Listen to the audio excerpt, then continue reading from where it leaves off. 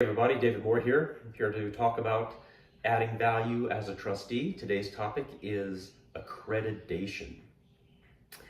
Now, I want to talk about accreditation really briefly at the 5,000 foot level, at the governance level. What does it mean for the institution?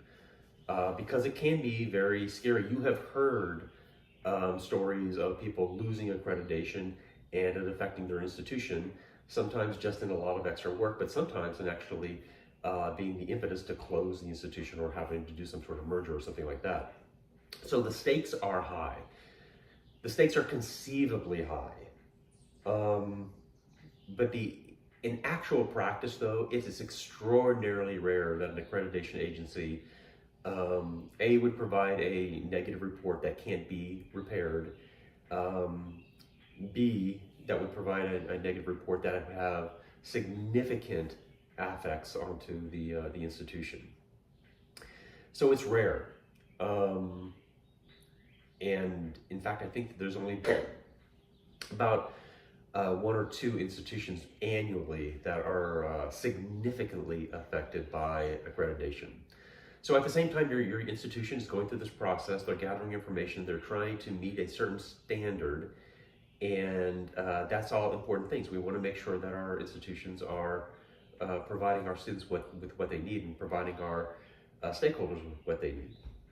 However, the key element here from looking at the big picture is not to panic. And sometimes executive teams will induce a little bit of a panic to sort of light a fire on people so that they'll be doing all the machinations that need to be done to make the accreditation report viable. But I think the big message is, and maybe you're not always told this, is that ultimately, in most cases, particularly for a larger university, a state university, you're going to know well beforehand with your situation at your university of whether you actually have a potential to have a problem with accreditation. You're going to have all kinds of other signals, as far as budget problems that are extreme, closing down programs that are extreme, etc.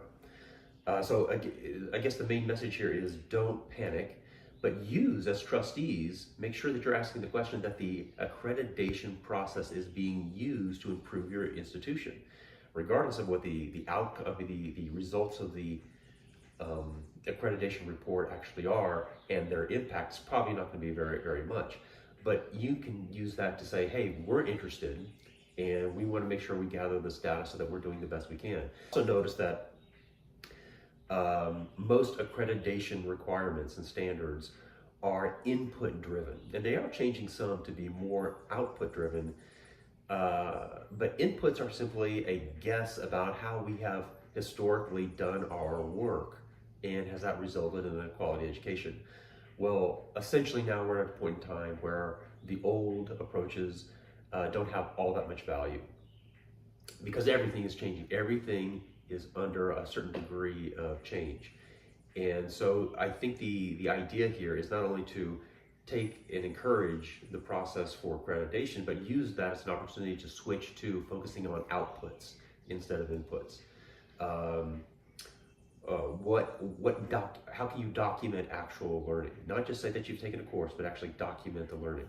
How can you demonstrate employment? How can you demonstrate long-term retention of the material? How can you demonstrate long-term occupational results?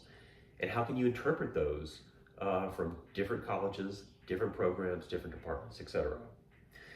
Use this opportunity for the accreditation from a governance standpoint to develop a strategic asset. It's not just a process, it's not just something to get through, there's going to be a lot of work going on into accreditation by a lot of people.